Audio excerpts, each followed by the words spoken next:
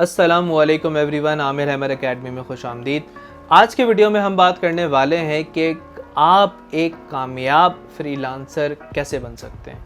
अब तक जितनी भी चीज़ें मैं देखता हुआ आया हूँ, मैं पढ़ा रहा होता हूँ तो अमूमन मैंने अपने स्टूडेंट्स की भी कुछ गलतियाँ देखी हैं जो वो कर रहे होते हैं अक्सर, जो अगर हम ठीक कर दें तो हम एक कामयाब फ्रीलांसर बन सकते हैं। कैसे?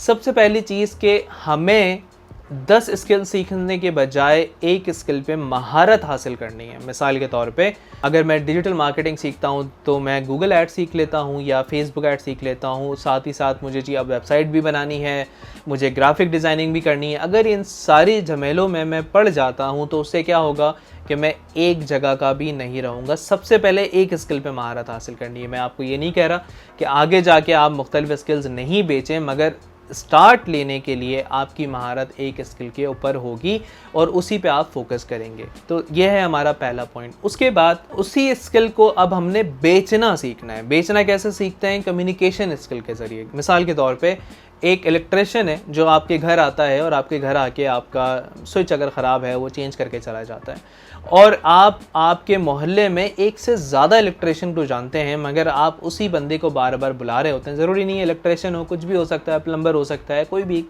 आपने देखा होगा एक ऐसा बंदा जो फ्रीलांस बेसिकली आपका काम करके चला जाता है, मगर आपने एक ही बंदे से अमूमन हम लोगों ने अपना कनेक्शन बनाया हुआ होता है। उसका रीज़न क्या होता है? हम उसके साथ घुल मिल जाते हैं। घुल मिल कैसे जाते हैं?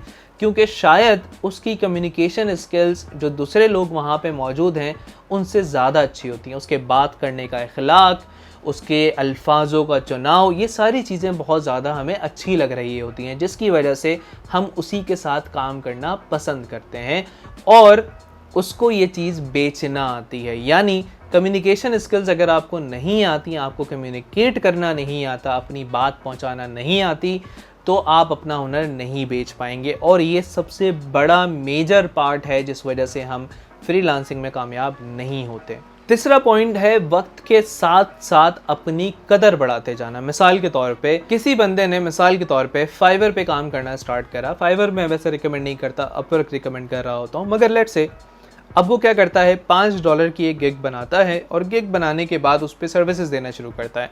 अब सबसे बड़ी गलती क्या करता है कि अगर उसके कुछ ऑर्डर्स आ जाते हैं तो वो अपना प्राइस, अपनी वैल्यू, अपनी कदर नहीं बढ़ाता। वो उसी $5 में खुश हो जाता है और वो ये सोच रहा होता है कि यार मैं ऑर्डर की क्वांटिटी बढ़ा लूँ। उससे जितनी भी क्वांटिटी बढ़ जाए आपका अमाउंट नहीं बढ़ने वाला, क्योंकि आपने अपने आप को एक सर्टन हद तक लिमिट दे दी होती है। मिसाल के तौर पे अपवर्क के ऊपर अगर आप $5 $10 पर आवर से स्टार्ट करते हैं तो आपने 2 प्रोजेक्ट्स अगर इस पे कर लिए हैं तो अब आपका टारगेट होना चाहिए कि अब आपने $15 पर आवर पे काम करना है, $20 पर आवर पे काम करना है, 25, और इसी तरीके से आप अपने आप को बढ़ाते जाएंगे। क्यों?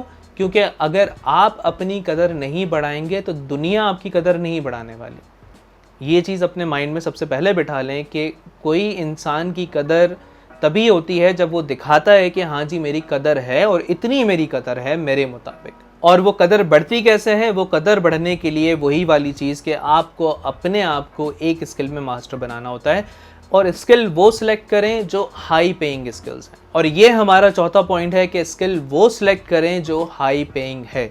अगर मिसाल के तौर पे आप डेटा एंट्री करते हैं और डेटा एंट्री का काम कर रहे हैं, तो no offence to data entry करने वाले जितने भी फ्रीलांसर्स मौजूद हैं, क्या आप नहीं चाहते कि आप ज़्यादा पैसे कमा सकें? क्या ज़्यादा पैसे आपको बुरे लगते हैं? क्या अगर आप 2-3 महीने यूट्यूब के ऊपर जाके लगातार कोई स्किल सीख लें, किसी एकेडमी में अगर दाखिला लेकर स्किल सीख लें, आमिर हैमर एकेडमी भी सिखा रही होती है मुख्तलिफ स्किल्स, तो अगर आपके पैसे बढ़ जाएंगे तो इसमें कोई आपका नुकसान है? तो सबसे जो चौथा पॉइंट है हमारा वो ये है कि हमने हाई पेइंग स्किल्स को भी फोकस में रखना है। अब ये चीज़ लीड करती है हमारे 5वें पॉइंट की तरफ कि हमें दूसरों की सक्सेस देखकर भटकना नहीं है। मिसाल के तौर पे पाकिस्तान में एक बड़ी फेमस कहावत है कि जी सारे एक ट्रक की बत्ती के पीछे लग जाते हैं, तो सब ने एक ट्रक की बत्ती के पीछे नहीं लगना।